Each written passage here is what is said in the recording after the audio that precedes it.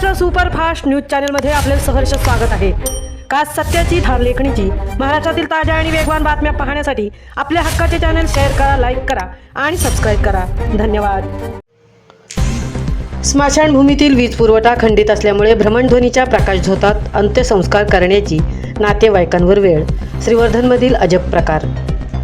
श्रीवर्धन शहर हे जवळजवळ 4 ते 4.5 किलोमीटरमध्ये वसलेले आहे, त्यामुळे इथे प्रत्येक विभागासाठी वेगळी स्मशानभूमी आहे। श्रीवर्धन शहरातील सर्व स्मशानभूमी या समुद्रकिनारीच आहेत। मात्र 5 जून रोजी श्रीवर्धनच्या नागरिकांना एक विचित्र अनुभव अनुभवायला मिळाला।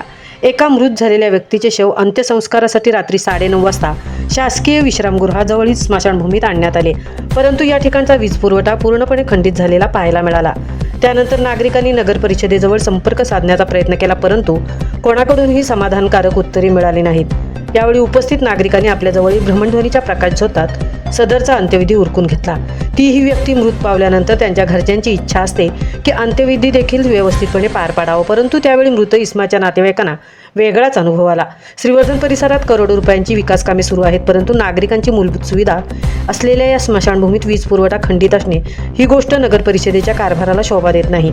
नगर परिषदेची सार्वत्रिक निवडणूक डिसेंबर महिन्यात पार पडून नवीन सत्ता स्थापन झाली आहे। जनतेने आपल्या आवडीचे लोकप्रतिनिधी नगर परिषदेत निवडून दिले आहेत, पण निवडून दिलेल्या लोकप्रतिनिधींकडून कामे कशा प्रकारे सुरू आहेत याचे आत्मपरीक्षण करण्याची वेळ आता मतदारांवर आली आहे। शहरातील प्रत्येक स्मशानभूमीतील वीज पुरवठा सुरू आहे किंवा नाही यासाठी नगर परिषदेने नेहमी खात्री करणे गरजेचे आहे।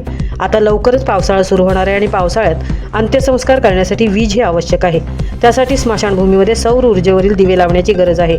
श्रीवर्धन शहरात घडलेल्या अजब प्रकारामुळे नागरिकांमधून संताप व्यक्त केला जात आहे। महाराष्ट्र सुपरफास्टसाठी संतोष चौकर, सहतृप्ती होईल, श्रीवर्धन।